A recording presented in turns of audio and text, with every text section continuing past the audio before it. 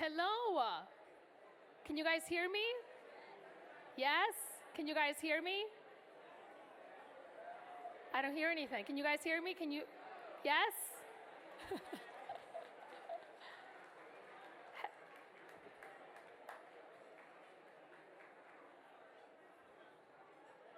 Can you guys hear me now? There we go. Hello. Everyone is so into their conversations right now that they're not even hearing. Bueno, bienvenidos and welcome to Viva MEDA 49. Yes. This is the annual celebration for the Mission Economic Development Agency, and thank you to Mariachi Nueva Generación for getting us our program started. Thank you. I'm ABC7 News reporter Luz Peña, and I'm honored to serve as your MC for this evening's celebration. Glad to see all of you guys in person after 3 years of doing this behind a screen. Isn't it good to have these conversations live? Yes? Okay, I cannot get over how beautiful this space is. I hope that when you look around, you are inspired by the lights, the buildings, and the opportunities to make our city better. And you will be inspired by tonight's program. Our theme is Misión Unida, which translates to a united mission. And by you showing up tonight, we know that you are united and aligned in our mission to build Latino prosperity locally and nationwide. Now, to further explain this vision, let's get started by welcoming to the stage MEDA's CEO, Luis Granados.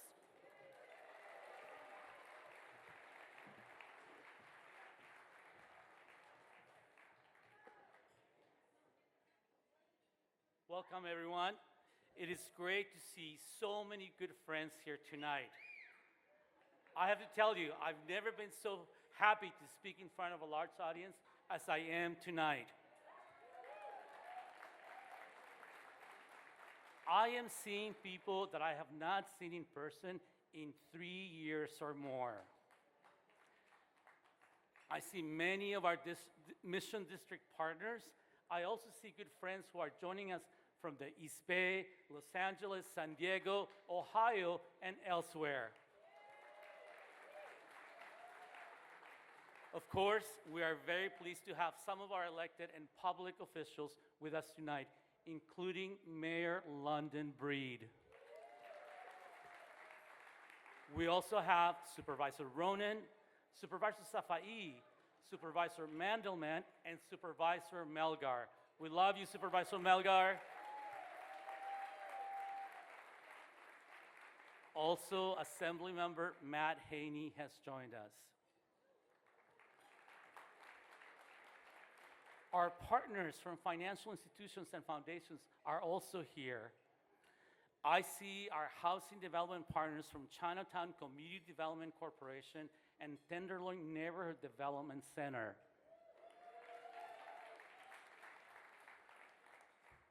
Some of my family members are also here. Joanne, my wife, is here. She now gets to meet some of the people that I discuss with her when I get home every night. Also, my brother Javier, my sister-in-law Isabel, along with my nephew Richard, his girlfriend Ellie, and my niece Adriana are here. They drove from LA this morning to be with us tonight.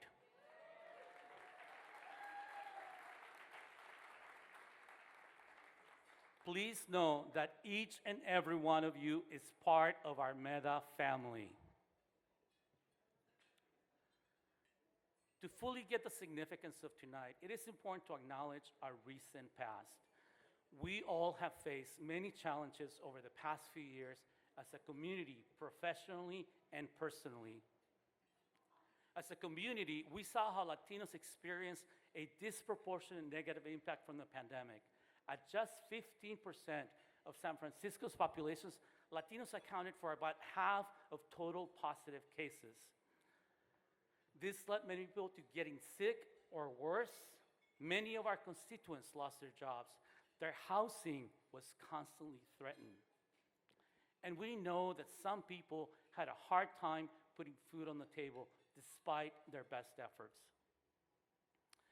Professionally, the Zoom environment kept us very busy, and at the same time, those tiny squares created distance between us.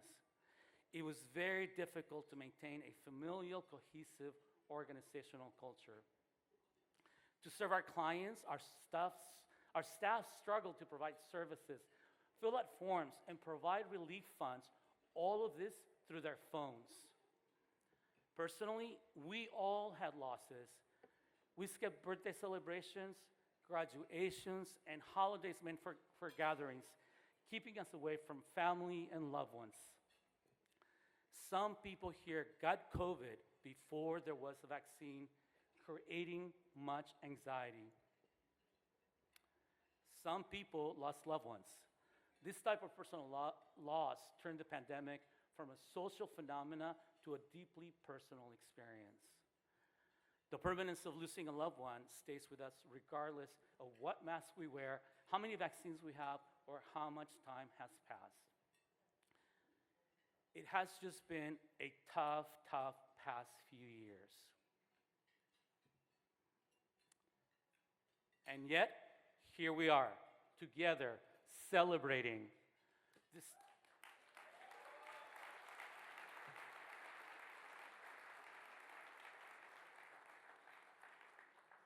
Despite all these challenges, many good things still happened.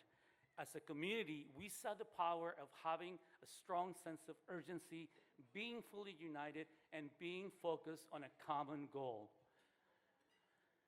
I am very proud of how our mission community came together to do many good things, including creating testing sites in the neighborhoods more impacted. Good thing. Creating vaccination sites, which now has resulted in San Francisco Latinos having an over 90% vaccination rate, one of the highest vaccination rates of any Latino community in the nation. Good thing. Keeping families from being evicted despite the loss of income and challenging landlords. Good thing. Keeping food pantries fully stocked to ensure that parents could feed their children. Good thing. Keeping children engaged in school, ensuring that their academic gains were not lost. Good thing. Many thanks go to the Latino Task Force, who led many of these efforts, and the 32 other organizations who also took care of our community. Through all of this, together, San Francisco's Latino community defined, implemented, and led a successful racial equity strategy to maintain the health and dignity of our Latino community.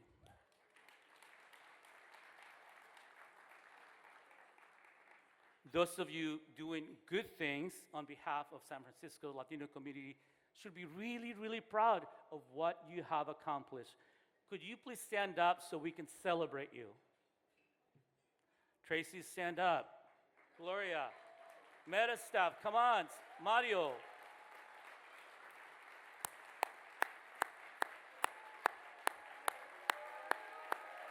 Come on, people, stand up.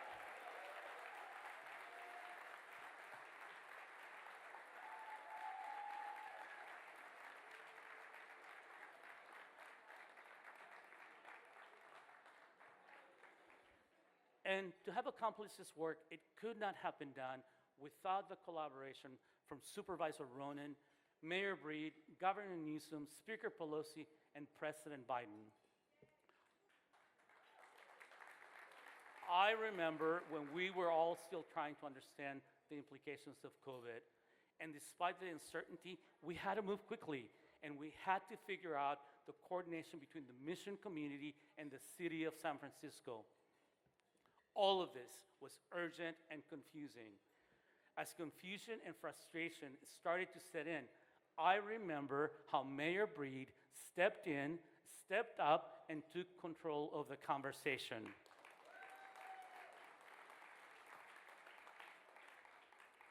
Her decisive voice and actions led the way for creating the alignment between her administration and our community. Good thing.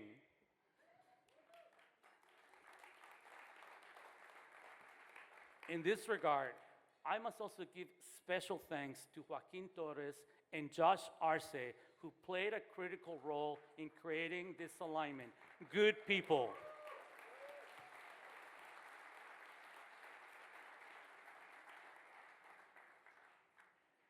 As an organization that has been around for 49 years, MEDA was well positioned to meet the urgent challenge.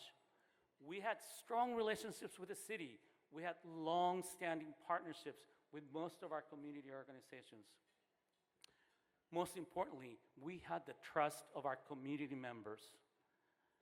And we had the strong infrastructure and capacity to deliver relief funds, to keep families in their home, to help businesses survive, to create new affordable housing. So, MEDA did some good things.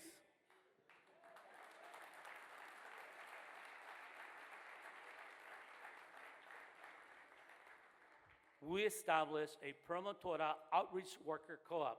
Good thing. We secure funding to sustain our 10-year-old Mission Promise neighborhood for the next several years. Good thing. We added Housing Rights Council services and now have the most expansive housing services continuum in California. Good thing.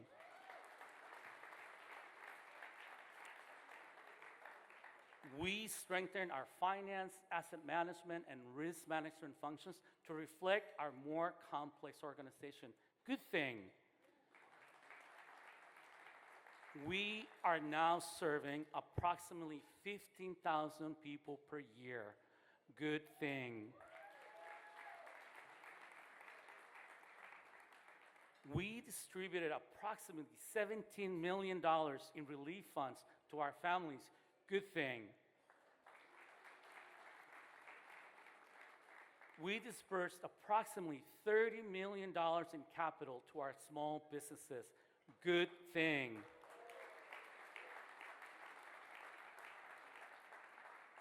We completed 2 of our affordable housing projects, are about to finish the construction of a third one, and purchased 8 apartment buildings for a total of approximately 450 units. And now, we have a portfolio of about 1,500 units. Good thing.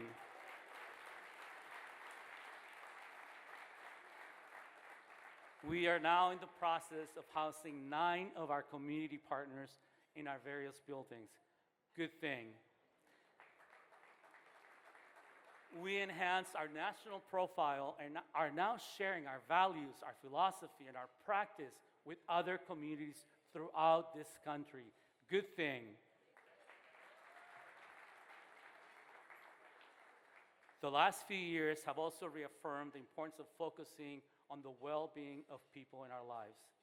At MEDA, we have made it our #1 internal priority to take care of our staff.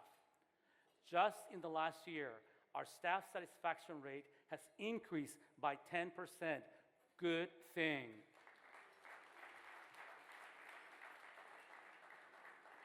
All of these good things are in large part due to the efforts of the great MEDA staff and our great MEDA board. Will all MEDA staff and board please stand?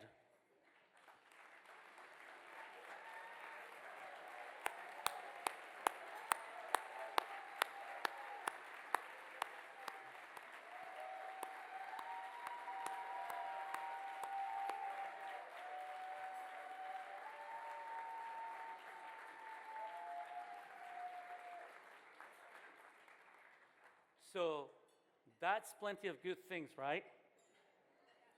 As an organization, we have absolutely pushed ourselves. However, you may be wondering, what is next for MEDA? The answer, more good things, more great things. We will continue to focus on our staff's well-being as our #1 priority. We will continue to strive to be a strong partner to strengthen the network of organizations serving San Francisco's Latino community. We will continue to strengthen and deepen our comprehensive place-based approach. More specifically, we will increase the number of people we serve to 25,000. Great thing.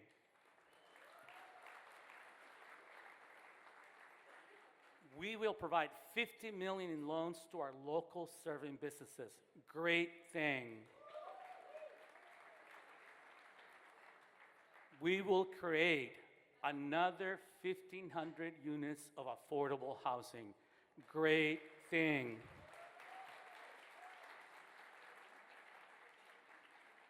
And that's not all, because I have several big announcements. First, we are launching MEDA's Equitable Recovery Institute, which will help other communities develop the capacity to implement a family economic success strategy to build affordable housing, to lend, and to shape public policy. Great thing.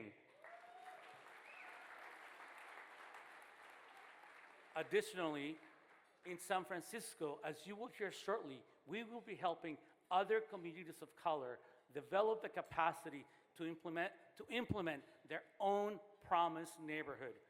We are going from a promised neighborhood to a promised city. Great thing.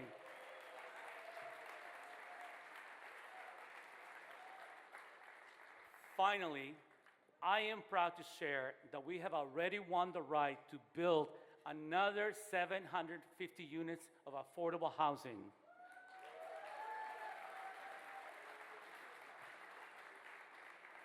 This includes the Potrero Yard project, which is a brown-black partnership with Young Community Developers and Tabernacle Development Corporation. Great thing. I am so proud of the work that we have done. I am very excited for the work that lies ahead. And you know, you can trust that MEDA will get it done.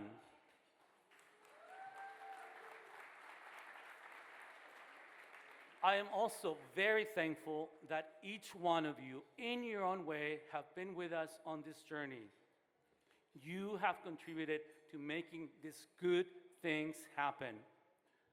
Tonight, I am asking you to continue to join us to do great things, to help families become stable, to help small businesses get started or get stronger, to create more affordable housing, to help other communities develop the capacity and infrastructure they need.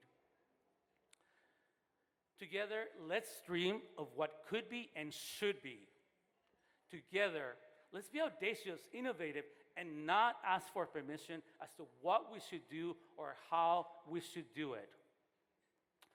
Finally, together, let's keep showcasing how a Latino-led, Latino-focused racial equity movement can stop displacement, protect the mission as the working-class neighborhoods, and give Latinos the option to call San Francisco their permanent home. Thank you.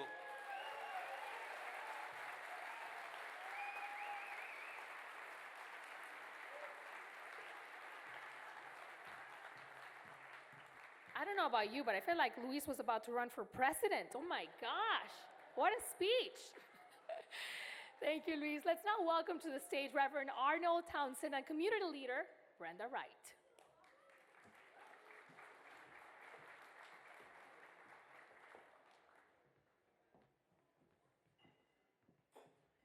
Hello, and good evening to all of you.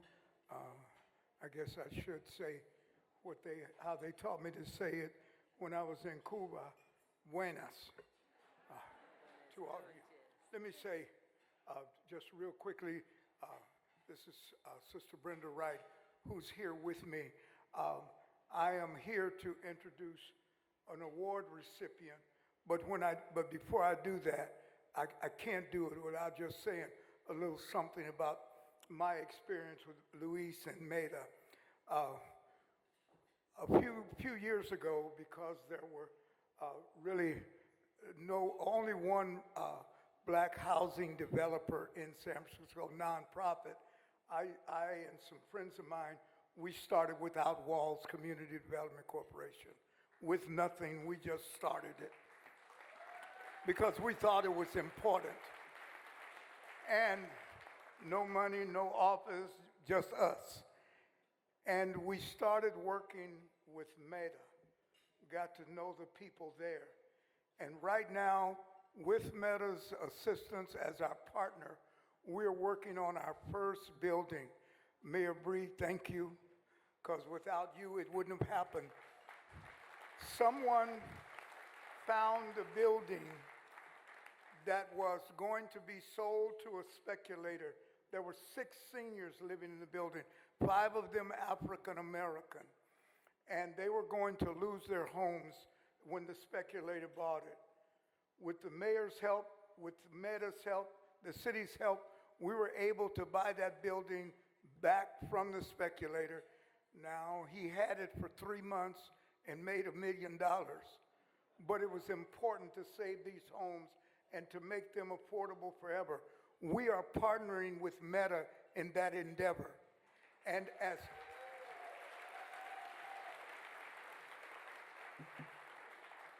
I would say as partners, they've been outstanding, but that's not really it. Working with them, they have been friends. Now, it's only, 6 units, and then we put 2 more ADU units downstairs. So 8 units.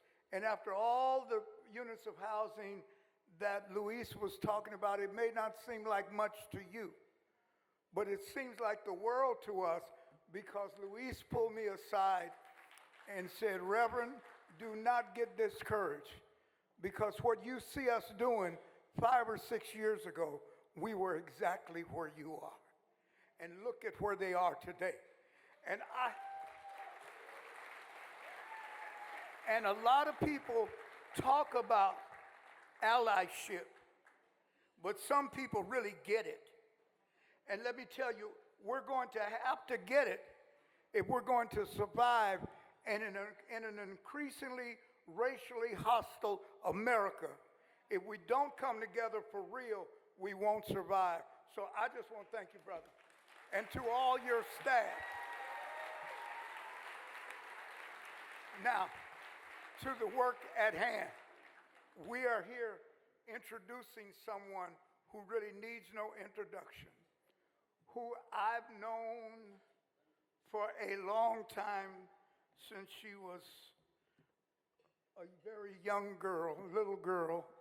I go back even when she worked at the bank as a teller, and I used to go into the bank, watched her perform amazing work at the African American Art and Cultural Complex, which she ran for a number of years and did such amazing work. I know her through her brilliance. And if you know her, you know just how brilliant she is. But that's not the most important thing about her. The most important thing about her, and the thing that makes her who she is that she cares. She cares enough that she doesn't wake up in the morning and test how the political winds are blowing, but wakes up concerned with what people need and how she's going to get it to them. And I know that in this town where everything is so political that we somehow believe that when we disagree with each other, that gives me license to hate your kids when you disagree with me. You know, in such a sometimes difficult political world, I am so privileged and honored to not only know her as a friend, but to have her as my mayor. I'm not going to introduce her now. I'm going to introduce Brenda Wright, who will introduce her.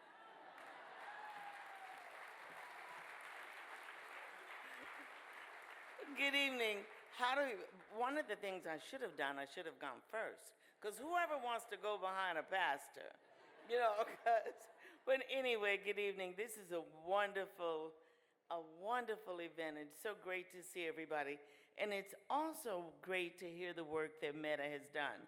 I sat on the MEDA board years ago when it was a much smaller organization. But Louise, your leadership has really taken it to a new height. And before I talk about Mayor Breed, I want to just say that I had an occasion, I just recently retired from Wells Fargo, and Louise called me up, and I'm telling you this story for a reason. Louise called me up and he said, Brenda, I was at an event where they were a meeting where they were talking about small businesses and the money that was coming out of the administration that was available to small businesses. He said, and I didn't see any African American representation. Now, mind you, I'm retired. So he said, so what are we going to do about this? I was like, we? So I said, oh, okay, Louise. So I got on the phone, called some people and who were engaged in the African American small business community. And so I said, you know, you have a friend, and this person named Luis Granados, who is with heads MEDA. And I said, and he really is concerned about the voice of African American businesses not being in the room. So I said, we need to start doing something. So I started calling different people to get them engaged so that we could get the message out to the African American communities, because it's almost like you think about why we have Juneteenth, because we have Juneteenth because slaves did not know they were free. So it is, many of this stuff is still occurring. You know, a lot of the stuff that we think has changed, you know, the more things change, they say the more they stay the same. So I want to thank you, Luis, for caring about all of our communities. I want to thank you. I want to thank you for that, and I think that's important. And it also kind of segues into my comment about Mayor Breed. Now, full disclosure, you know, I love this young woman. And I said I wouldn't get emotional, so I won't get emotional. But, you know, I've known her, you know, she was a teller at Wells Fargo. Yay, she was a teller. But when you think about how you engage with people in those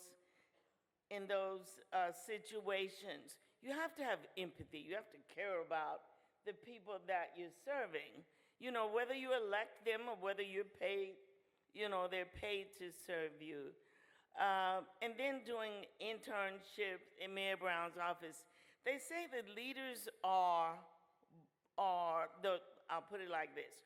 There's a question, are leaders born or are they created? I believe there's an innate leadership trait in London Breed that makes her this authentic leader and makes her know and understand what people are going through and what people feel, and many times the kinds of things that they need. The leadership that she demonstrated when COVID hit our community, a lot of people wasn't happy with the decisions you make, but when you have great leaders, oftentimes people are not happy. But the leader steps up and says, this is what I believe I need to do to protect my people. And that indeed is what she did. And I am always very grateful about that, because as Louise said, in the Black and brown community, our communities were impacted more than anybody. So you need someone to have that courage. So I just want to say to you, London Breed, you know, I know it's not easy being mayor. It's something I would never do. There is not enough money in this world to pay me to be mayor, because I also don't have the temperament to be a mayor either. Because there would be times I think I would just have to clearly speak up and tell people what I really think about them. So I'm glad that her grandmother raised her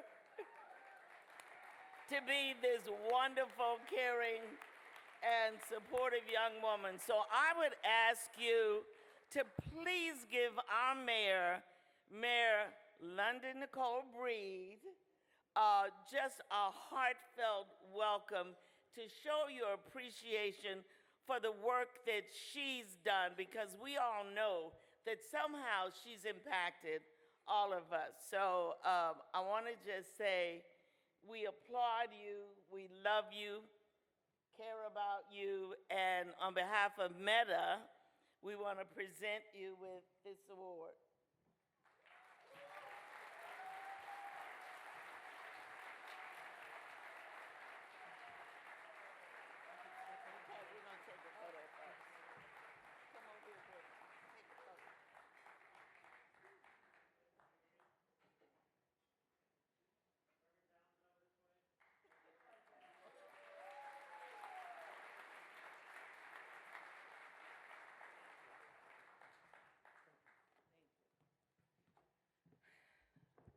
Thank you. It is really an honor to be here today to accept this award from MEDA.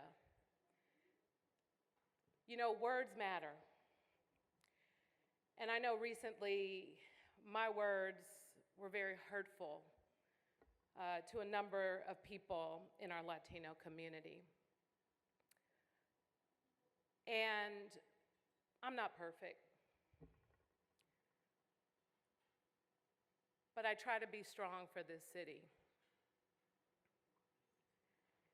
And I just want you to charge that to my head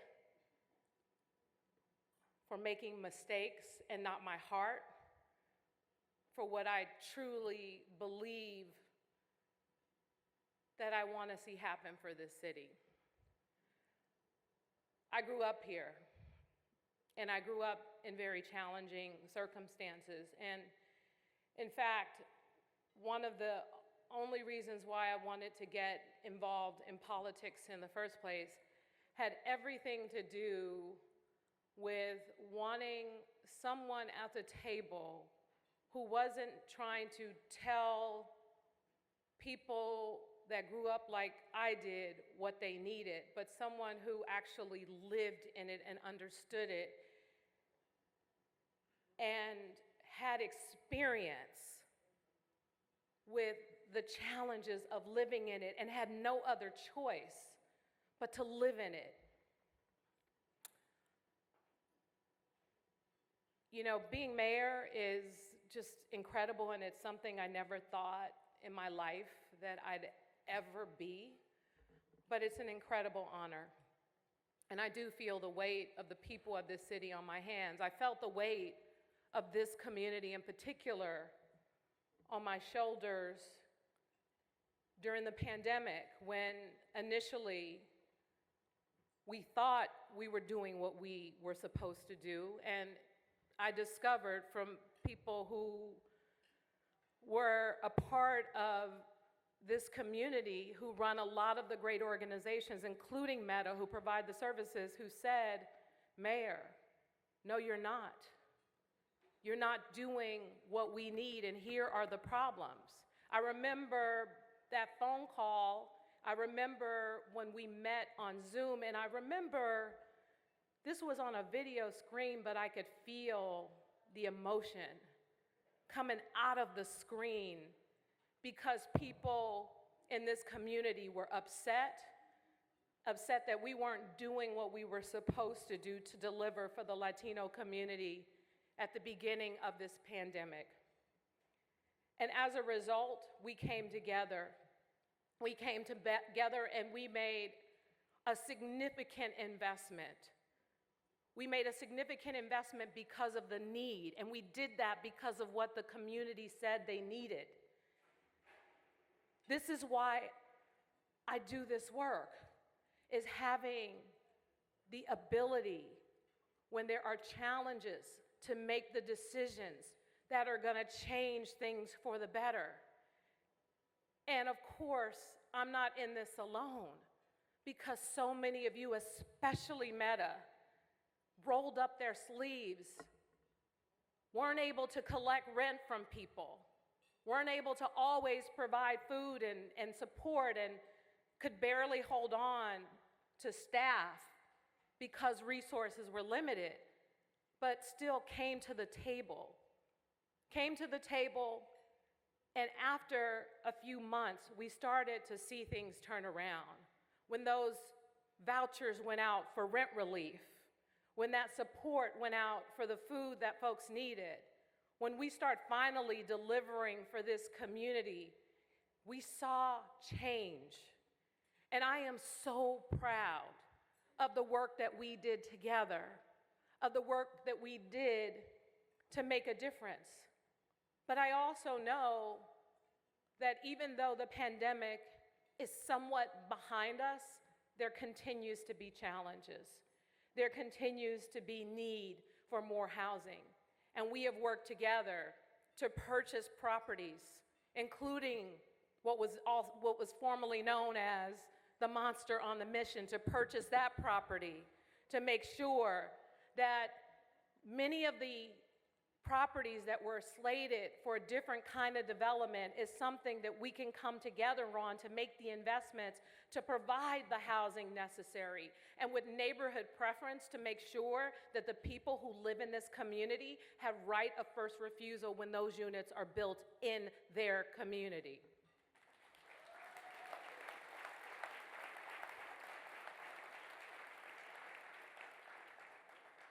So I want to thank you for this award.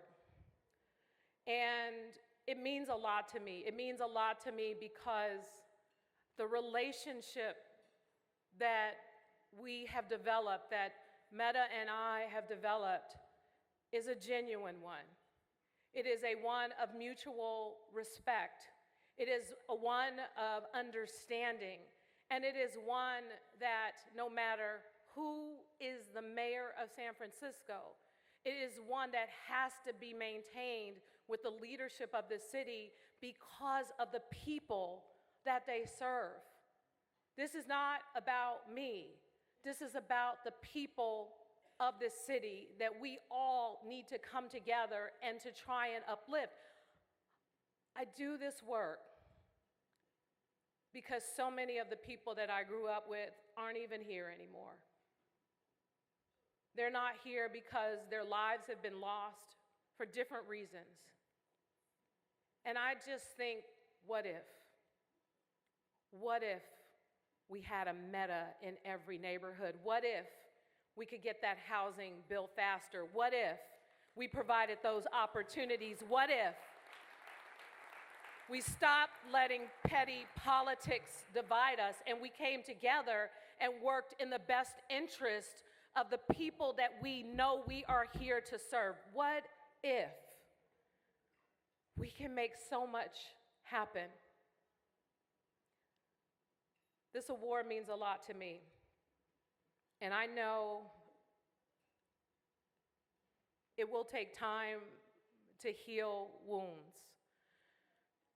And my hope is that we'll get there, that you'll see from the work that I do with all of you that I truly believe in this work, that I truly believe in what MEDA is doing, and to also express my appreciation for being an organization that's not just focused on the Latino community, but building that bridge with the African American community. Luis is truly showing what it means to be partners and how we are stronger when we come together, how we are stronger when we work together. So I'm looking forward to the work. I'm looking forward to the groundbreakings and the ribbon cuttings from all the housing that we're going to build, especially in the Mission Together. I'm looking forward to seeing progress, to seeing those babies now that are in those preschools become the folks working for the organization MEDA, but also becoming mayor and members of the Board of Supervisors. I'm looking forward to the future of what we are going to do together so that when the next generation looks back and wonders, what did we do to make things better for them? What did we do to make things better for them? They could be proud. And they can see that we came together. And they can also build a legacy for the next generation. I know we have work to do, and I know this city is a challenge. But each and every one of us in this room, we know that it's a challenge that we are all up for, and it's a city worth fighting for. So I hope we can continue to work together. I hope we can continue to deliver for the community. And I just want to thank you from the bottom of my heart for this extraordinary honor, because it truly means a lot to me. Thank you so much.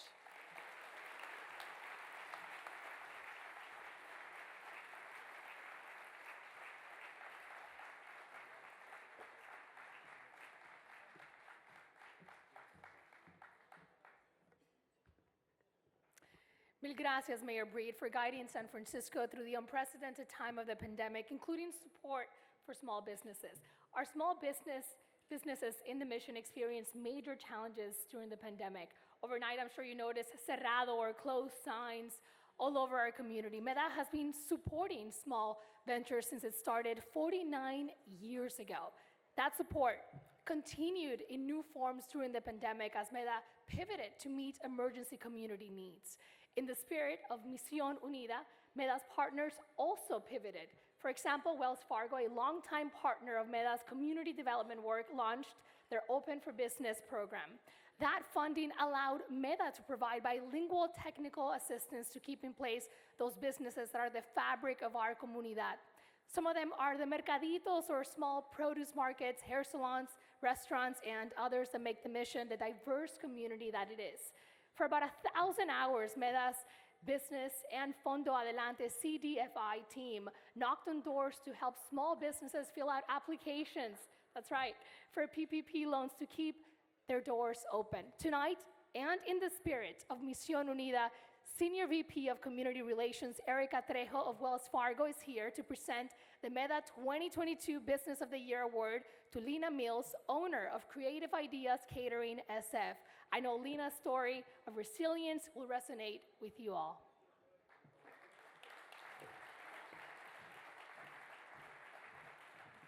Gracias, Luz. Buenas noches. ¿Cómo estamos, familia? Wells Fargo is thrilled to be here today to really help celebrate MEDA for these 49 years of impact. The theme of this year's gala, Misión Unida, truly represents a united mission neighborhood recovering from COVID, and also our united mission of our work nationwide with other organizations. Congratulations, Luis, all of the MEDA staff, for 49 years of innovative solutions and collaborative work to strengthen the community in San Francisco's Mission District. We have a shared commitment to advancing a national equity movement by building Latino prosperity, community ownership, and supporting our small business.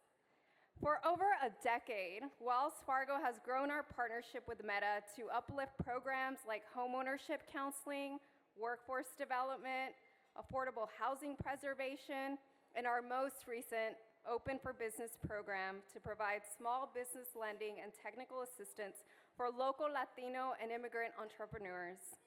Wells Fargo's Open for Business Fund is a roughly $420 million small business recovery effort created to help entrepreneurs to stay open, maintain jobs, and grow.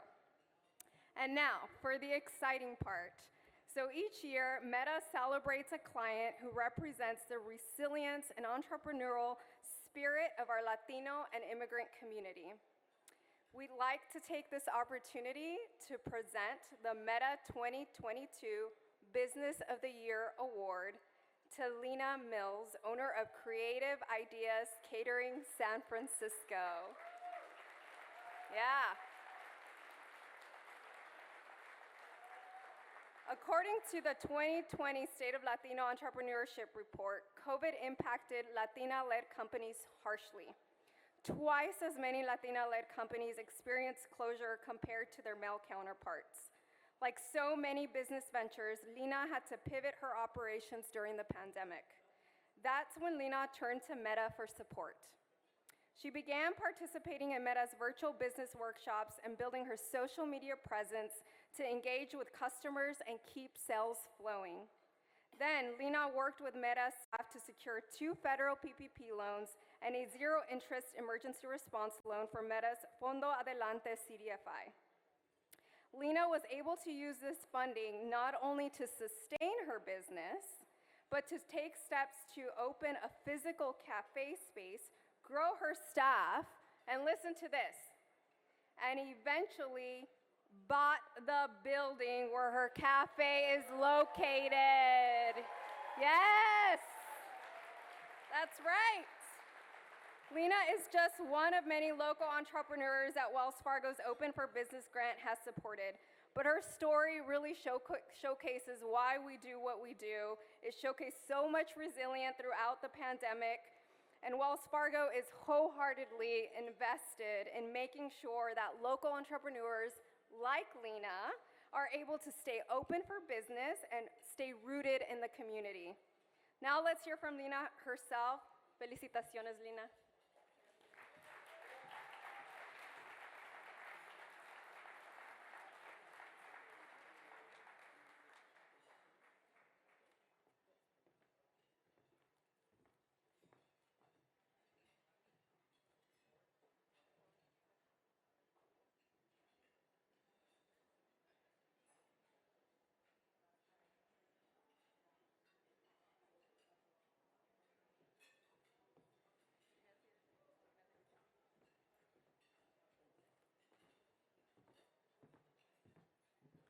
Buenas noches.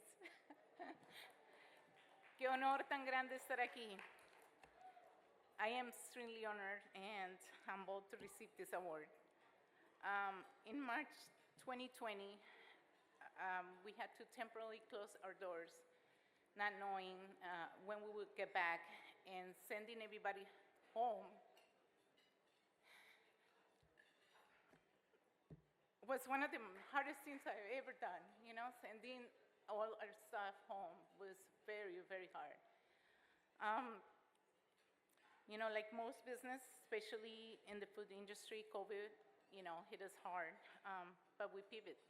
We created ways to reach more clients and way to earn more revenue, you know, during this difficult time.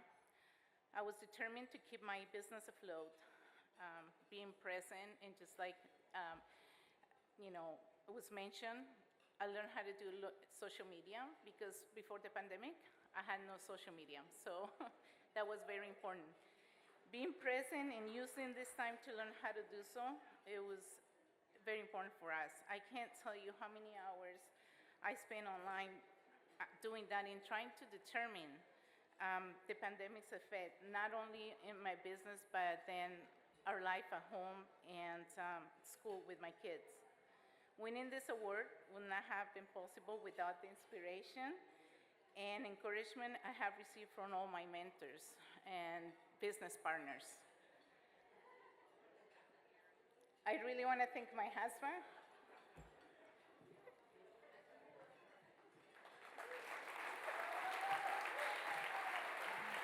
Chef Alvaro Luna, my sons Dominic, Patrick, and Alvarito.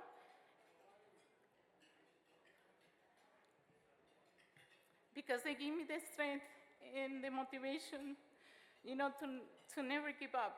My brothers, my family, some of them are here tonight, and my loyal staff and clients.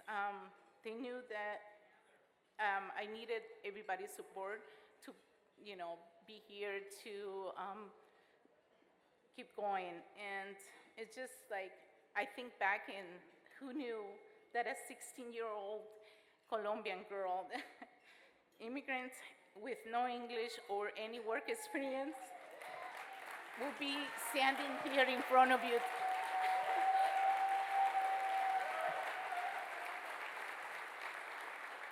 I am really grateful and proud to be able to leave this legacy to my kids and to show them that you can overcome difficulties.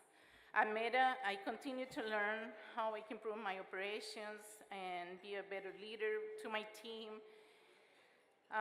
MEDA and Fondo Adelante provided me with some amazing resources and business consultants. I want to thank Edwin Rodriguez and Pablo Solares because they made this process of applying for these loans and grants very easy.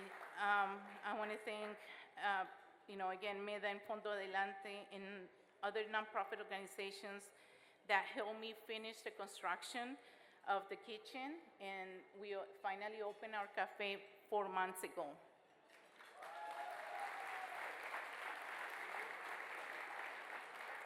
So I not only have been able to keep my staff during this, you know, difficult time, I now get to share my traditions and my husband's, you know, from Colombia and Mexico at our cafe. We keep providing for our families and helping others by providing jobs in our community.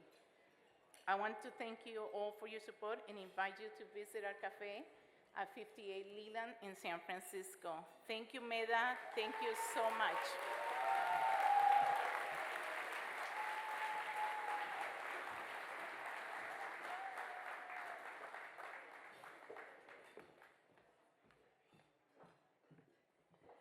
Felicidades, Lina. Qué lindo. Mi compatriota colombiana, what a powerful message. Just one of many beautiful stories that come out of the mission. Now, you'll have to stop by Lina's Cafe. How many of you guys are going to stop by Lina's Cafe? Only opened 4 months ago. We got to support. That's right. That's right. The mayor's going to be there. She raised her hand. That's it. Okay. So for now, it's time to enjoy a tasty meal, which I see all of you guys already doing. Okay, we're gonna take a 20-minute program break. And for those of you guys watching at home on Facebook, stay with us and get ready for some beautiful canciones. First up will be Inti Batey, followed by La Doña. These local mission artists are guaranteed to keep your feet moving and your heart warm. Enjoy.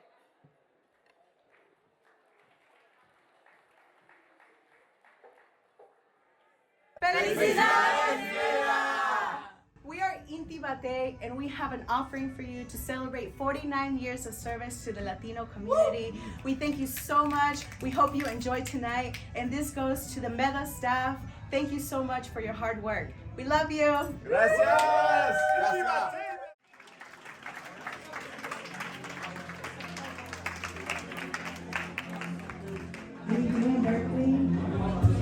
Feeling that warm?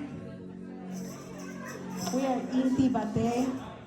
Inti, like the sun, Batey, like the gathering. It's a mix of 2 indigenous languages. We're all from Latin America. We're all immigrants, and we bring this offering to you today. Thank you for being here.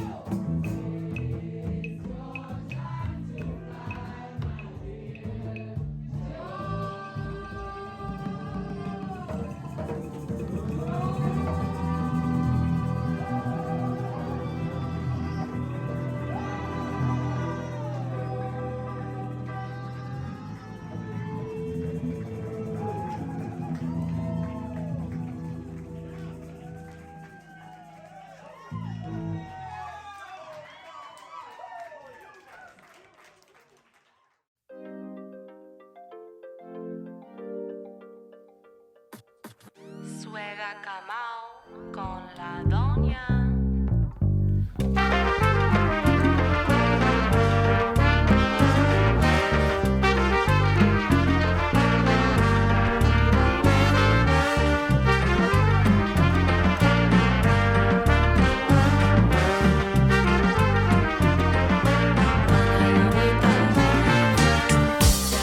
Pensando en ti, te quiero sentir, cariño, piensa en mí, no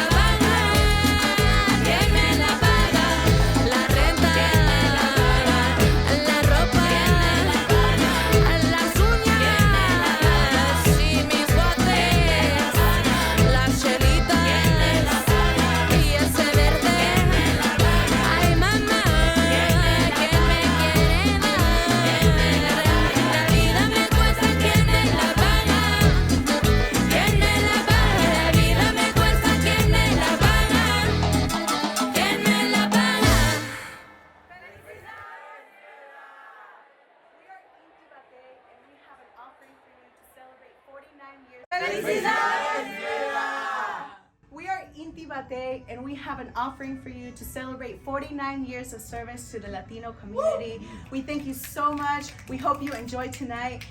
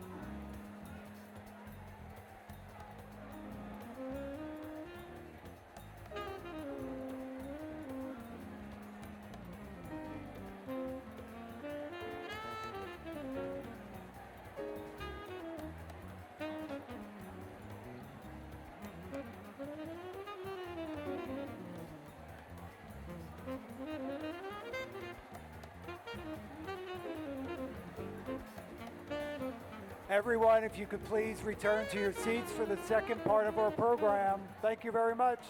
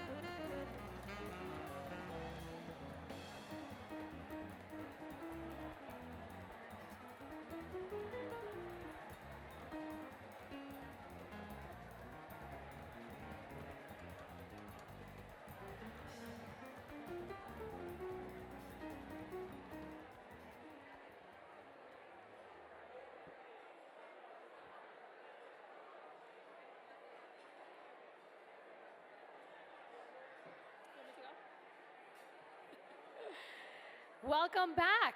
Hello. Everyone is enjoying these conversations happening, right? Yes? Can you guys hear me? You know what? 3 years of not seeing each other, this is what happens. Everybody just wants to chat. I get it. Okay, so I'm sure you've all enjoyed your meal, but now it's time to get back to our program as we have so much more to celebrate. Starting with honoring Speaker Nancy Pelosi with a legacy award for her many decades of serving the community. Let's hear from the speaker in her own words. Good evening, and thank you, Mayor Breed. And before I go forward, I want us all to acknowledge the great leadership of Mayor Breed as mayor of our city and now in her fight for more affordable housing for our community. While I'm unable to join you in person, I extend the warm greetings and profound gratitude of the Congress as MEDA celebrates 49 years of inspiring advocacy. It's with great pride that I accept your Legacy Award. Thank you, Luis Granados and the entire MEDA family for this wonderful honor. For nearly 5 decades, MEDA has helped strengthen the fabric of San Francisco, advancing justice and sparking hope across our city. In May, I had the pleasure and privilege of cutting the ribbon at your newest Casa Adelante development. It was my privilege to help deliver $2 million for this new community space, securing a beautiful home for local nonprofits. Together, we have also fought to expand opportunity for our children, securing vital federal support for your Promise Neighborhood initiative. Now with the launch of Promise City, your transformative work will reach even more young people. Tonight, let us renew our resolve to ensure that each of our neighbors can thrive, not just survive, and that every child in San Francisco can go as far as their dreams may take them. Thank you. Best wishes for a lovely evening of community celebration, and thank you again for this deeply moving award. Yes. Thank you, Speaker Pelosi. Now I want to invite to the stage Senior Director for CRA and Community Affairs, Bobby Salgado from Silicon Valley Bank, the equity sponsor of tonight's event.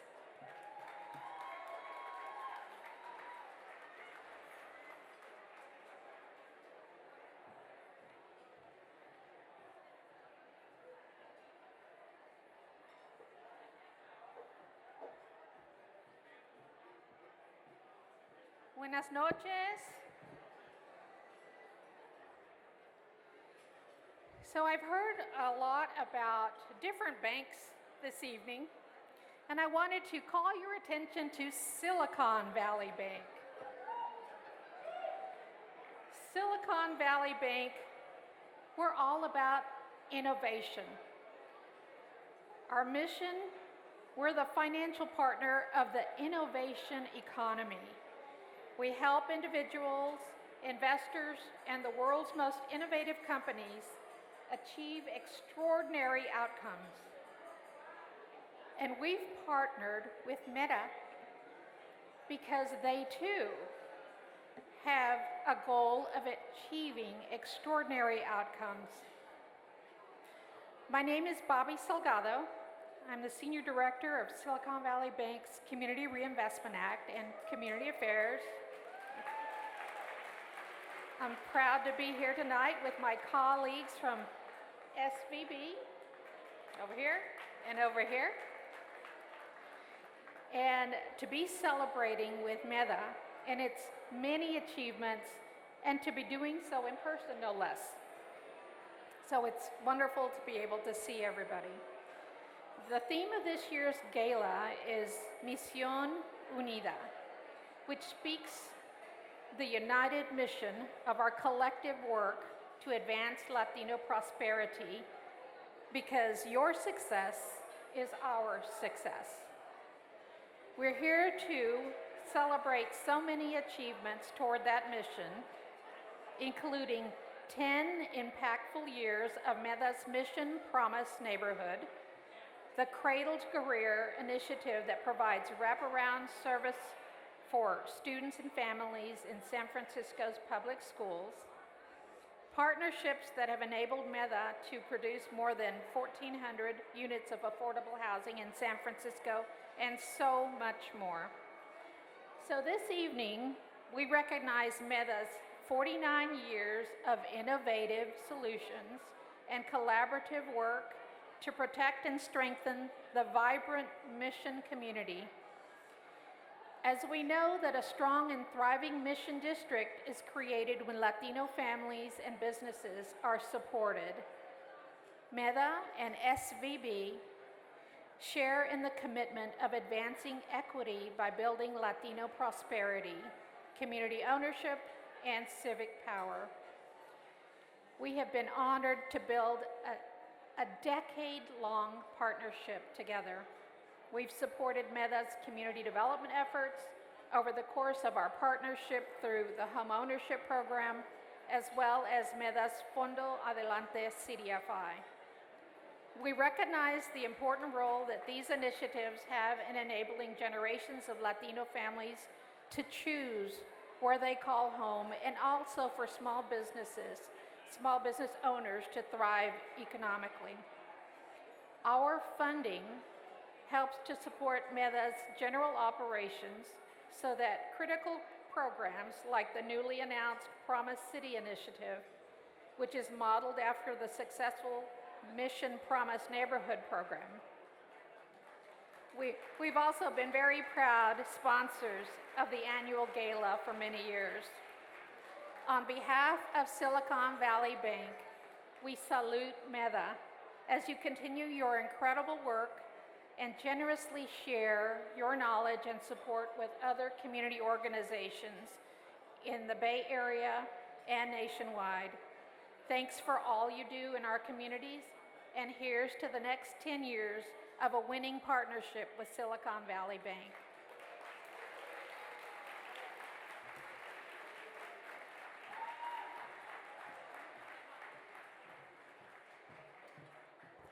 Thank you, Bobby. Can you guys hear me?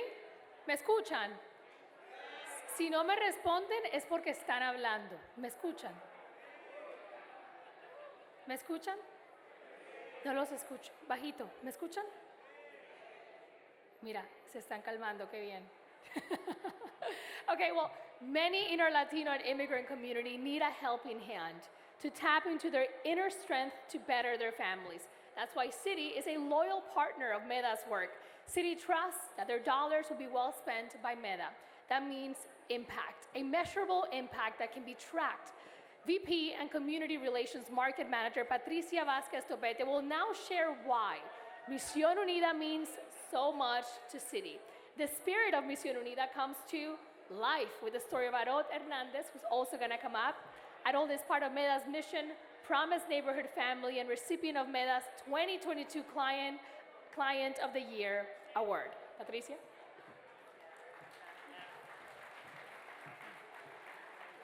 Buenas noches a todos. Buenas noches. It was great to hear from MEDA's partner, Silicon Valley Bank, previously. Yo soy Patricia Vázquez Topete. My name is Patricia Vázquez Topete. I am here representing Citibank as a Central Valley Market Manager. And I do want to make sure to mention that I am joined by Marco Chavarin this evening with Citi. He's our Financial Access Partnerships Manager and a board member with MEDA. On behalf of Citi, we are thrilled to be here tonight. As we come together to celebrate En Comunidad, to celebrate MEDA, to celebrate Unidad, unity, in alignment to celebrate our shared goal of seeing Latino prosperity nationwide. I would be remiss if I didn't mention by saying congratulations to Luis Granados and the MEDA team for putting together today's gala, the VIVA MEDA Gala.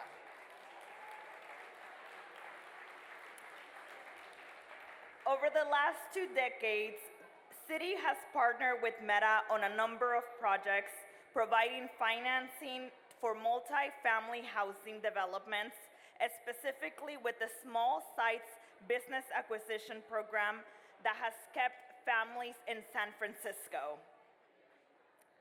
We have partnered on financial education programs that have empowered communities that are low and moderate income communities.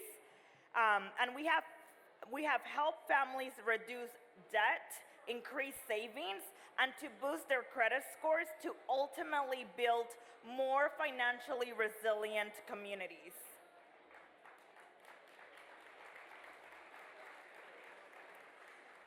And as I had the opportunity to meet MEDA's Client of the Year, Harold, this evening, I want to say that City is honored to present MEDA's 2022 Client of the Year Award to Harold Josue Hernandez. He is a determined and loving parent. He has been part of MEDA's Mission Promise Neighborhood Network since him and his family and his son arrived to San Francisco 3 years ago. I am happy to share that Ana Aviles has worked with Harold as an early learning family success coach. She helped Harold to identify resources to advocate for himself and to build a life for his son Samuel, who is disabled. I want to share that as I read Harold's story, I was impressed by his resiliency and his commitment to support his son and to support his family. With this family's determination and united support of Mission's Promise Neighborhood partners, Harold's family now has a stable home, access to resources, and they have the resources that they need to build a brighter future in the mission. Now, let's hear from Harold himself this evening.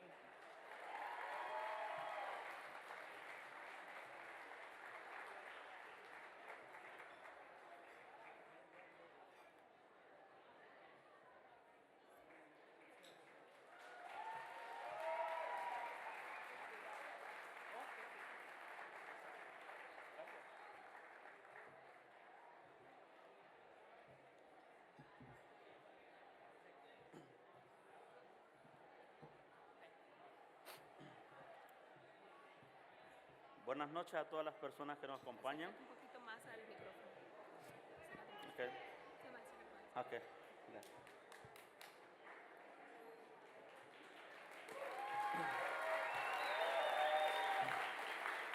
Antes que todo, quiero agradecer a todas las organizaciones y las personas First of all, I want to thank all the organization and all the people que han sido parte de nuestra historia. that have been part of our story. Todo lo que mi familia ha logrado ha sido un trabajo en equipo. Everything my family has accomplished has been teamwork. La red de apoyo de comunidad promesa de la misión And the Mission Promise Neighborhood demuestra que ven el valor que tiene nuestra comunidad en este país. shows the value that our community has in this country.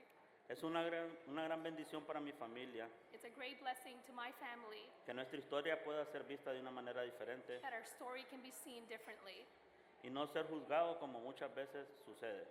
and not be judged like it happens often. Esto nos motiva a seguir luchando. This motivates us to keep fighting.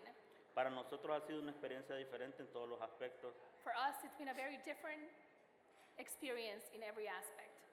porque desde el primer momento recibí el apoyo que necesitábamos. Because from the very first moment, we received the help that we needed. Nunca nos hemos sentido solos como familia. We've never felt alone as a family. Esperamos seguir nuestras metas, resolviendo nuestra situación migratoria We hope to continue with our goals and solve our immigration, para seguir aprovechando las oportunidades que este país nos ha brindado siempre to be able to get everything and receive everything that this country offers us. y seguir luchando junto a las guías que me apoyan con la condición de mi hijo para seguir adelante. And to be able to fight with the condition that my son has to be able to move forward. Y finalmente espero poder continuar con todo para poder hacer realidad todos nuestros sueños. And I hope to continue to make all our dreams a reality. Muchas gracias. Thank you. Muchas gracias. Harold's son, his birthday is next week. He's gonna turn, ¿cuántos años va a cumplir? 6. Okay, muéstrale a todo el mundo la foto. He has a photo because he's sleeping right now. But you get to see a photo of him. ¿Cómo se llama? Samuel Isaac. Samuel, don't be too loud. He's sleeping over there. Gracias. Thank you. Harold.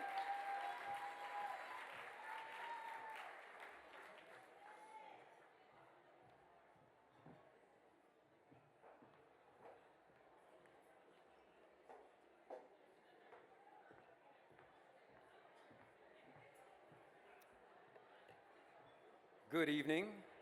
My name is Richard Raya. I am the Chief Strategy Officer at MEDA. Geoffrey Canada is a warrior for love and justice. He is the founder and president of the Harlem Children's Zone. He is an innovator, an author, a poet. He's someone who believes that all children can succeed no matter their background if we do our job and come together as caring adults to do whatever it takes. Mr. Canada inspired me to believe that we could change the system. I was a high school dropout who found his way to being a government bureaucrat. And something was missing in that role. I noticed the willingness of agencies to do whatever it takes to move our children out of poverty. It wasn't what I wanted to see. When I learned about the Harlem Children's Zone, Mr. Canada's successful neighborhood-based crusade for children, I saw what was possible.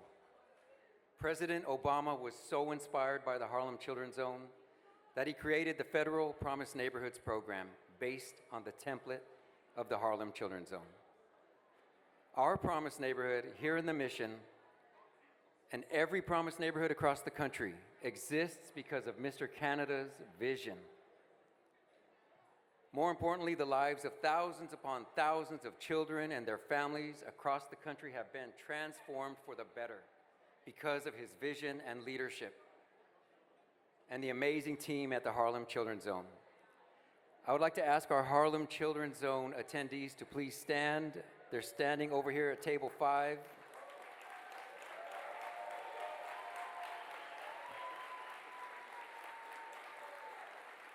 And table 8.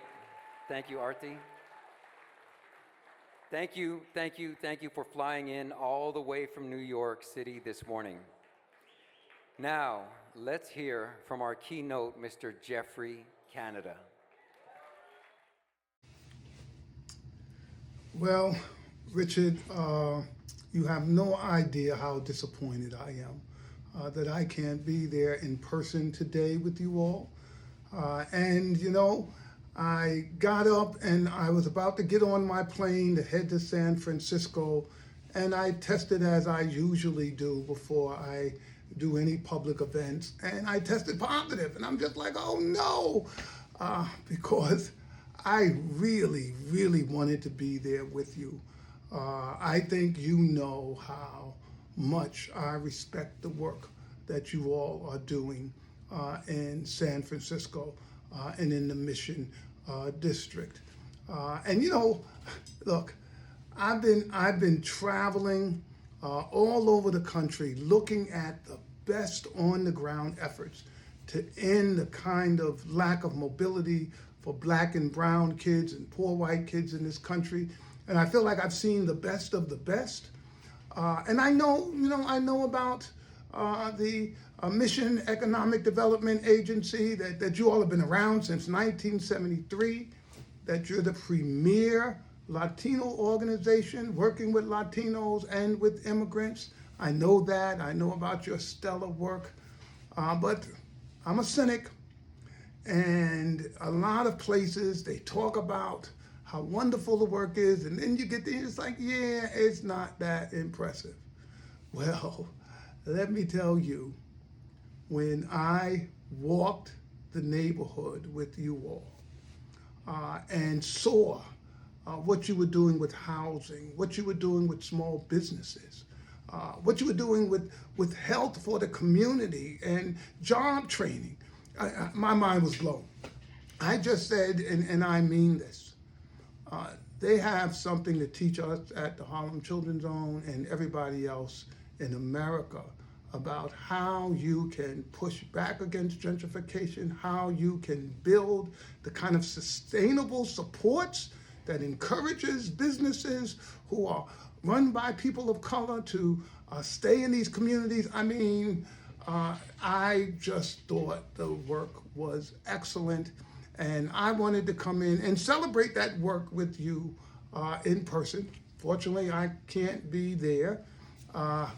I think I'm better in person than on video. So I just want to say that for the audience. But part of the reason I wanted to be there is that this is a particularly challenging time for all of us who care about the poor children and families in our communities, that we face a crisis unparalleled. In my 47 years in this business, I've never seen anything as complicated as this. The learning loss of our children is real. The emotional trauma that so many of our families have faced is real. The lack of housing and affordability is at a crisis.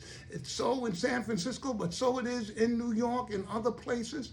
And with all of that being said, we have higher rates of violence and mental health challenges and suicides. I mean, if there was a time for people to step up for their communities, to say, yes, I understand we're facing all of these challenges, but I'm here to say for my community, we're going to do everything humanly possible. Today is that time. This is that moment for folks to step up. So look, there's great things going on. I know you all were on the front lines of COVID, and your emergency response to COVID was really, I think, stellar. And just in case anyone thinks this is a passing phenomenon, COVID and infections, I raise my hand, right? I'm a prime example that this thing is not going away, but I'm fully vaccinated, boosted, had the latest booster.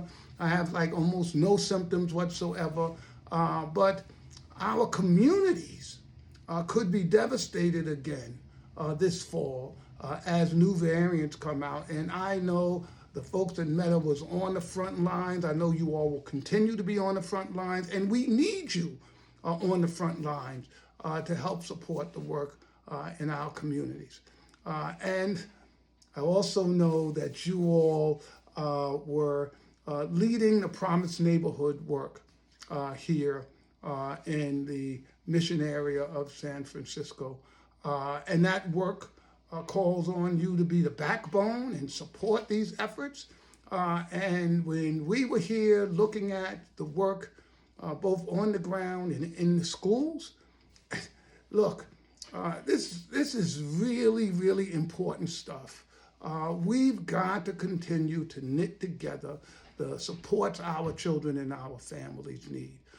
And you all have been doing that, but you're not resting on your laurels. I understand that because you've launched a whole new initiative, Promise City. I love that, Promise City, a collaboration between MEDA and the mayor's office and the San Francisco Unified School District and community-based organizations out there trying to take this important learning, and I'm just saying to the audience, this is the real deal.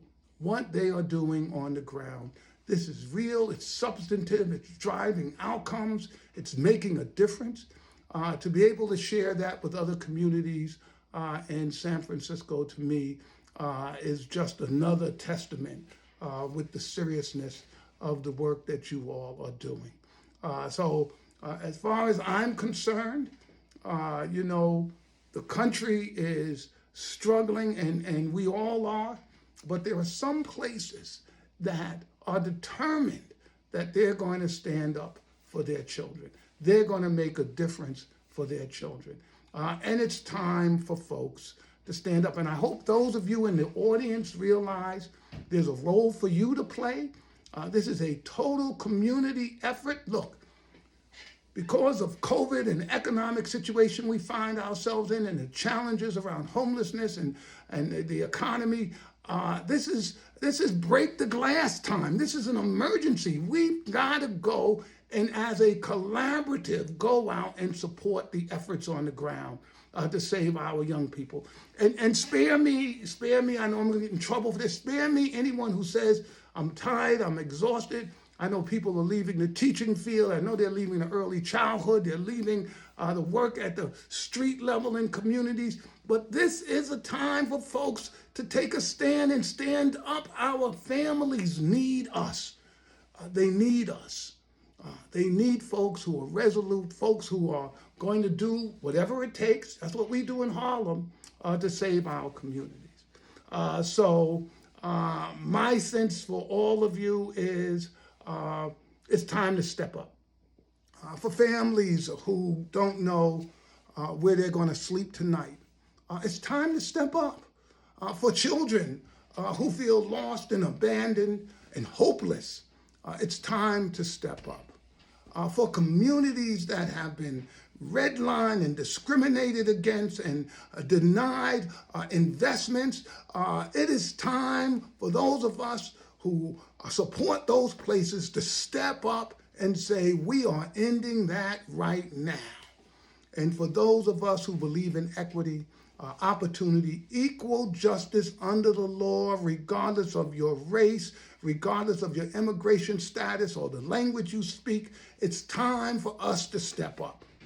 Now, I don't know what's going to happen in the rest of this country, but I'm here to say that Luis and Richard, you all are prepared to step up for your community. And this is the time right now, because what we do right now will impact generations.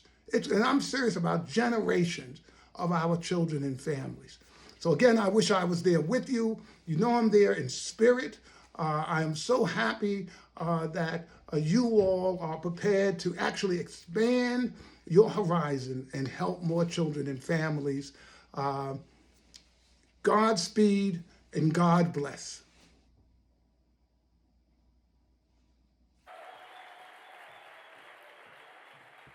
Thank you, Geoffrey. I now invite you to turn your eyes to our video screens as we capture the essence of Misión Unida. Enjoy.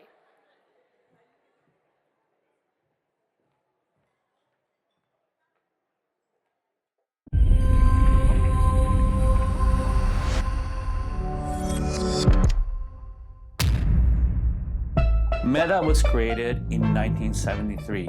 Since then, we have become a better partner, we have become more impactful, and we continue to earn our community's trust. MEDA has 5 distinct lines of business, which includes a full continuum of asset development services, including technical assistance to small businesses, housing services, workforce development, free tax preparation, and financial capability. In addition, about 10 years ago, we became the backbone agency for the Mission Promise neighborhood. Later on, we also became an affordable housing developer, and now we have a housing portfolio of about 1,500 units. Later, we also became a lender to small businesses.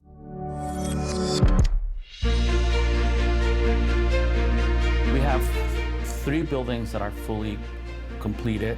1 is under construction. And what it means to people is that they have affordable, high-quality housing, which allows them to stay in the Mission and have the option to call San Francisco their permanent home.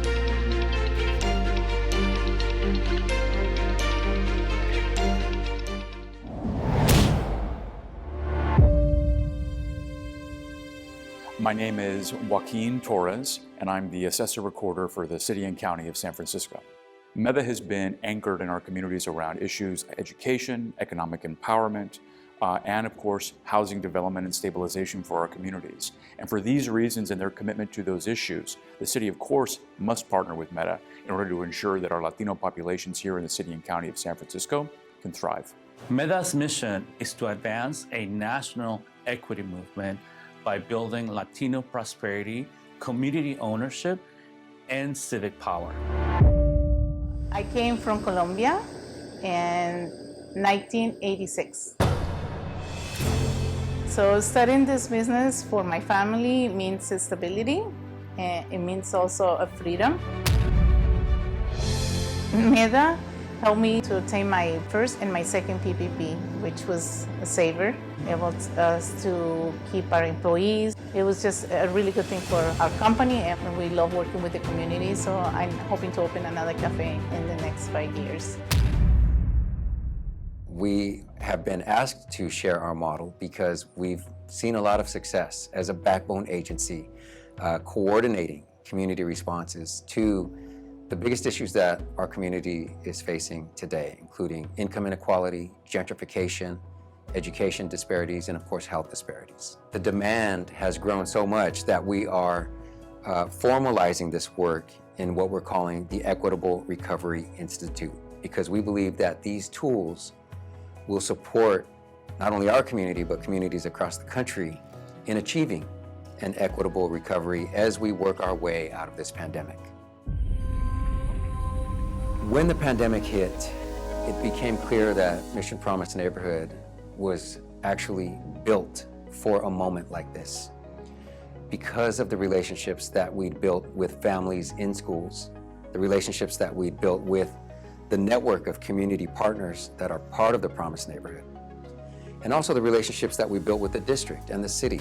Setting the table for an economic recovery is one thing, but as we know from the pandemic, and as we've seen not only in San Francisco, but in California and across the nation, that communities of color and other vulnerable communities were the most impacted. An example of how foundations can lead is Blue Meridian Partners' investment in MEDA's Promise City Initiative and MEDA's Equitable Recovery Institute.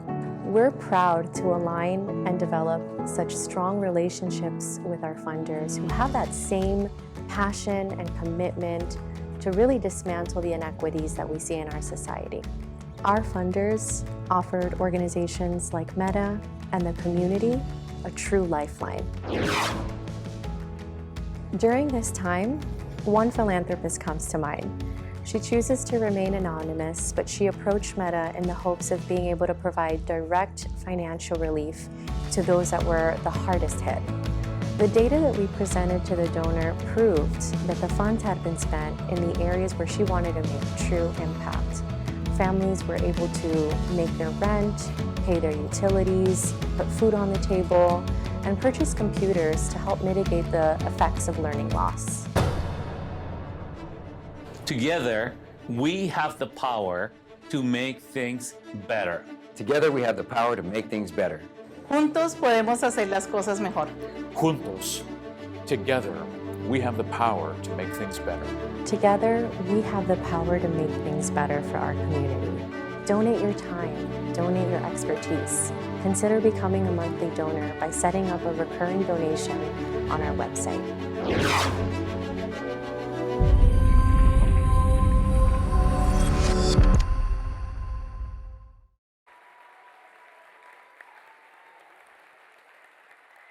What a beautiful video. Look, I gotta say something. I know we're past our time, but this shows that this is a very Latino event, right? My husband was texting me, hey, is it over? Yeah, it was supposed to be done at 8, but it's 8:40, you know, Latino time. He likes to call it Luz time, like me, you know. How many of you guys can relate? Okay, moving on. Leading MEDA's largest program for the past 2 years is Director of Asset Building Programs, Ernesto Martinez. Ernesto hears client success stories firsthand every single day. There's Lina's story that you heard, Adol's story, and the stories of so many more Latino and immigrant community members who showcase dignity and entrega to better their lives. Community success is MEDA's Misión Unida, and we know that is why you are in this room tonight, right? Yes? Okay. MEDA's Misión Unida's campaign celebrates each and every one of you and offers further opportunity to join its work. I now welcome Ernesto and MEDA's Policy Director, Norma Paz Garcia, to the stage to speak on how you can generate impact. Bienvenidos. Thank you. We are very, very honored to be here today with you all. And I love being here with my colleague Ernesto, because when we talk about togetherness, this is what makes our work really work. It really is. It really is, and I have the privilege of leading one of MEDA's best kept secrets. That's our policy work. We're the ones who work to make sure that all the laws and regulations are in place so that we can do all this programming. And that's a real, real honor. Yeah. Buenas noches a todos. My name is Ernesto Martinez, and I have the pleasure, privilege, and honor of being MEDA's and yours Director of Asset Building Programs. And tonight we come before you to ask for your generous support of MEDA's efforts to secure health, wealth, and housing for families and small business owners like the ones you've heard from tonight. I was born and raised in the Mission. That was a wonderful, lucky thing. But I know that everyone that's here is for the Mission and is for the Latino community in San Francisco. And so we can show our power by supporting our organization and the Latino residents of the Mission, particularly the ones who are experiencing such true hardship. So, as many of us here know and as we've heard so far, MEDA works to ensure that Latino families are financially stable, that there is enough affordable housing in the Mission, and that we have capital in the neighborhood that allows our children in the Mission District the opportunity to go to college and start careers. We are also on the front lines of working with hundreds of families and community members through Norma's department's amazing work in parent leadership training, making sure that they're able to get their people, their friends, their amistades to register to vote, and making sure that our voices are not only heard at SF City Hall, but all the way in Sacramento. And recently, MEDA has joined in working with all of our community partners in spearheading a coordinated response to the pandemic crisis in terms of both response and recovery. And so tonight you've heard about our accomplishments and future plans from Mayor Breed, from our CEO, Luis Granados, and from Geoffrey Canada, and from Richard Raya. We have a bold collective vision, una misión unida, but we can't do it alone. That's why I'm asking you now to help us propel our movement, because this is a movement. Help us propel our movement forward. Every single one of you, pledge your support for this work and our community's future. So this initiative will use the tools that we developed here in the Mission District through MPN, through our Mission Promise neighborhood, to create new Promise neighborhoods throughout San Francisco. In 3 specific neighborhoods in Chinatown, District 11, and a third yet to be determined community.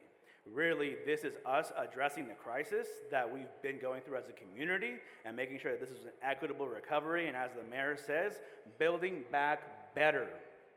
Promise City will focus on San Francisco's hardest hit communities. I think we all see that every single day with our families, with our clients, with our community, that Latinos, Black community, the API community have been the most acutely affected by this pandemic.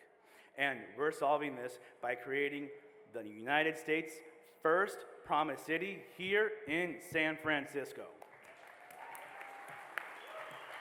That's right. San Francisco leads the nation so often.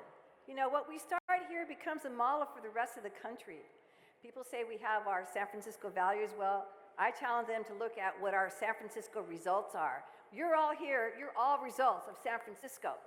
So, place-based, cradle-to-career collaboratives are the future of government. They are community-led, collaborative, they reduce disparities, and are accountable to results. Promise neighborhoods are a reminder that it takes a village to raise our children, and that wraparound health, housing, financial and job training are critical to ensure families can succeed. All of these things are related in creating an economic and equitable recovery. The very same services that MEDA provides free to over 12,000 people each year. As a backbone organization to our Promise neighborhood, we have ensured that millions of dollars are distributed back to our community partners, to our neighborhood. Many of you are in this room today, our partners. We always advocate and put our community's needs on the forefront of our policymakers and funders' agenda, and that is something I really love to do, Ernesto.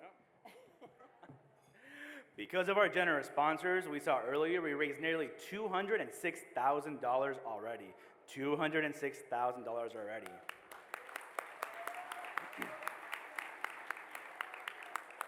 But I'm gonna tell y'all the goal tonight, because we know after this, there's dancing, there's more food, and the bar is also open. Here tonight, we need to raise an additional additional $49,000 for 49 years in the Mission District. Tonight, all of us together here at every single table will be funding MEDA's work for this next year, this next decade, and the next 49 years.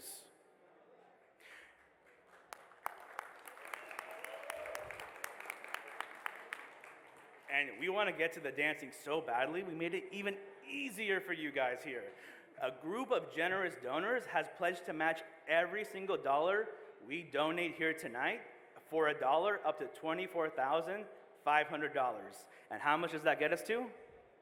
$49,000. That means your gift will be instantly matched, and we get that much closer to ending the program, kicking off another year of great programming and getting to 50. And if you came here being like, oh yeah, I'll donate something to MEDA because I really like what they do, you heard this match, up it. An easy 20%, 30%, 40%, right? But just think about the amazing stuff that will work even better with your additional donation. So this is the really important part, guys, that they told me not to mess up. Here's the easiest and fastest way to donate. Can we have all of our folks check their table and notice the bottom of the screen here, the pantalla? You can text the number 44321. Once again, 44321. In the body of your text, type VIVA MEDA. And then it will prompt you to donate, and you click on the link to complete your donation. Norma, what's the number? The number is 44321. Everybody pick up your phones. Let's see your phones. Show us your phones. Pick up your phone. 44321 and type VIVA MEDA into the text box. And make sure you click on the link to complete your donation. We also have volunteers lined up in the room ready to take your donations via Square Reader.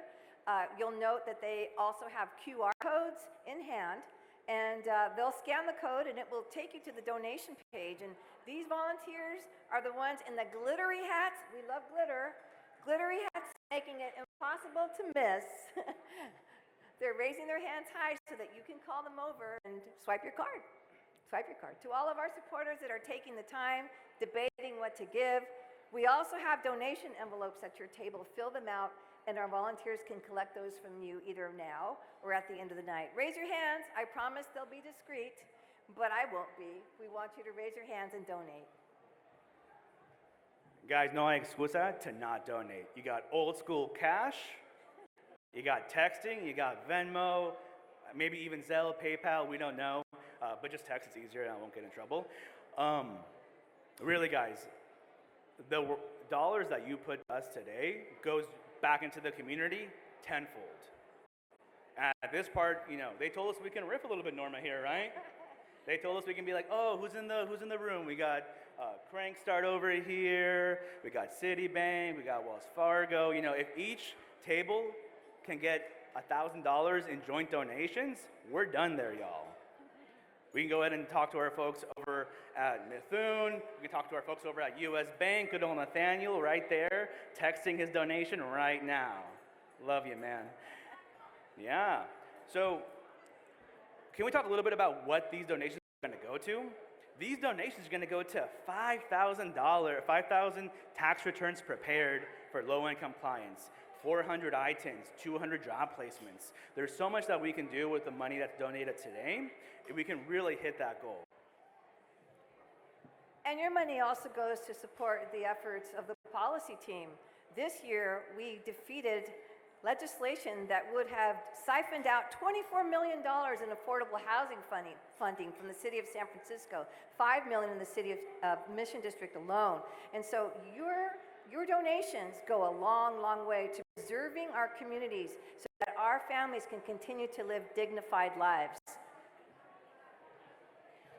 Guys, we have so many community partners here that we are so thankful for. We want just to do a quick little bit of a roll call. Obviously, we have our Promise neighborhood partners who are amazing, who I know are donating right now. We have our partners through the San Francisco Latino Parity and Equity Coalition, Latino Task Force. We got everybody in the room today.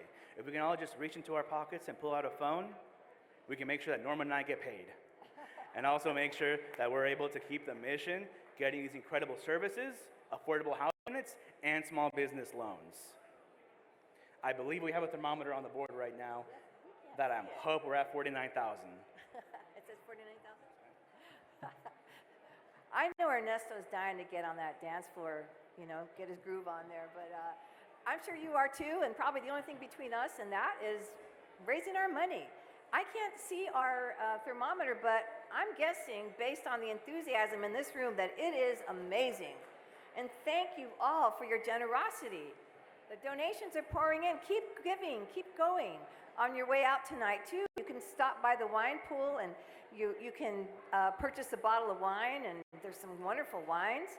And your donations will benefit our small business work as well. And we have exclusive wines from across California, and for $50 you can snag a mystery bottle. I hope it's a good one. Gracias. All right, y'all. Now, I see folks really wanting to get to the dance floor and really wanting to support this amazing work that we're doing here in the Mission.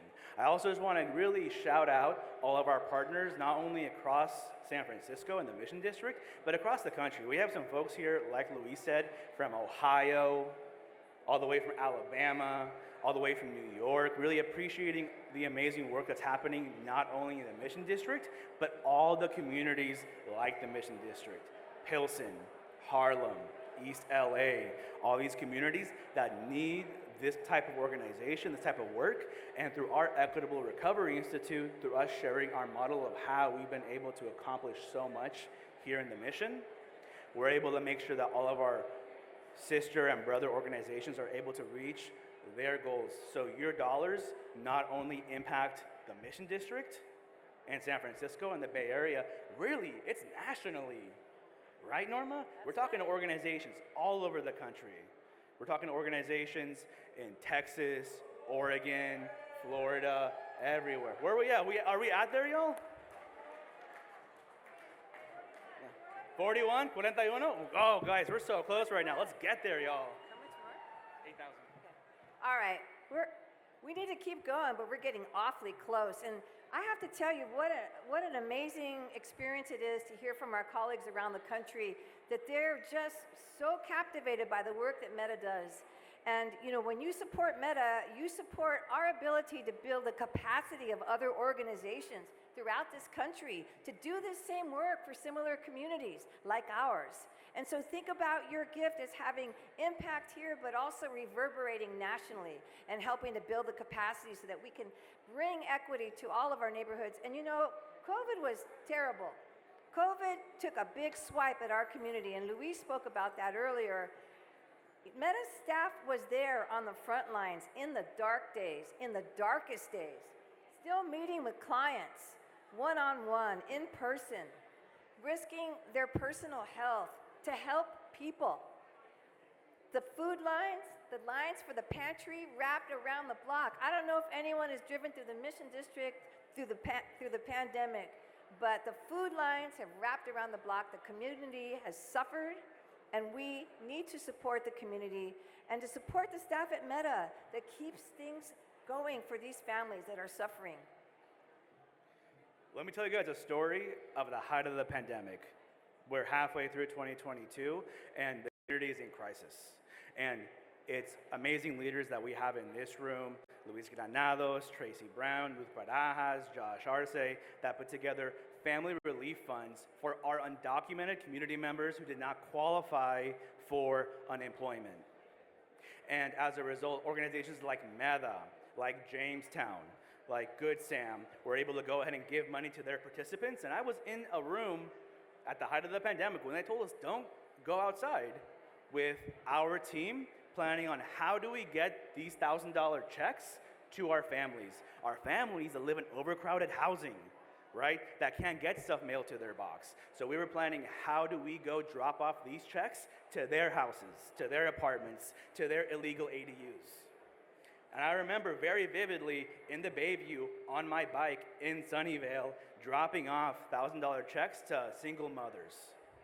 I remember Noé Diaz, Miguel Velasco, Jose Mariscal, all these individuals risking their safety, risking their family safety to make sure that our community was okay.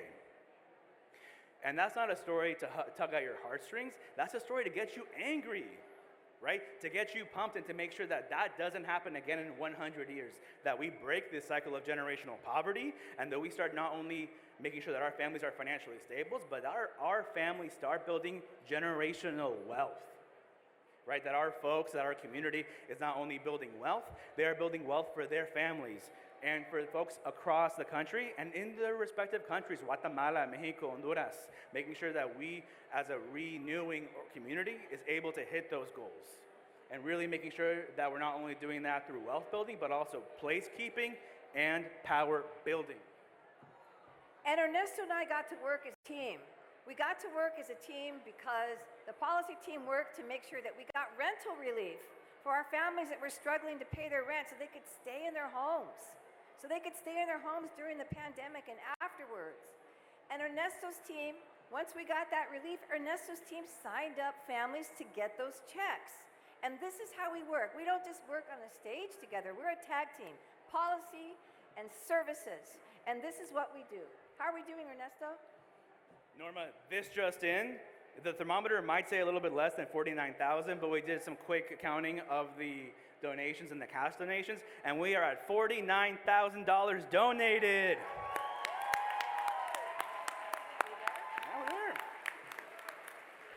As my abuelito says, eso. So we're there, guys. Thank you so much for this amazing work that you're doing. You are making sure that our families have jobs, health, housing, and that we are spreading it to other districts in San Francisco, other areas in the Bay, and other states in this country. Muchísimas gracias a todos. Sí se puede. Stay powerful. We'll see you on the dance floor.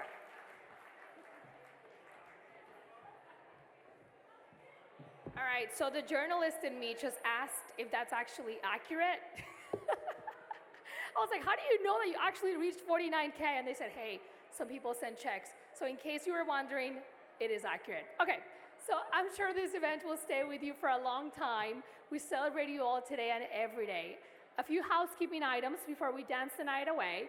The beautiful arrangements at your tables are courtesy of Misión Base Floristería, Diosa Bloom, so thank you so much.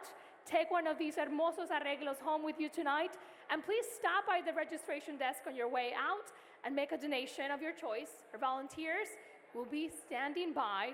And 2, the silent auction closes at 9 p.m. Just kidding, it's already 9 p.m. That can't be true, it's like in 2 minutes. Didn't I tell you about Latino time? We're gonna add 30 minutes to that, 9:30. That way you can claim your items, and please stop by that table. And 3, enter a game of chance with our wine pool featuring more than a dozen cases of spectacular and unique wine sourced by across La Misión, San Francisco, and California. For only $50, you can pull a mystery bottle to take home with you tonight. And now I challenge you to point your phones to any MEDA staff that you see holding the QR codes to take a photo of them. Once you do that, it's gonna take you straight to the donation, so you don't actually take a photo, just so you know. Okay, well, thank you for being part of MEDA's familia. Gracias to those of you who joined us virtually. Yes, thank you so much.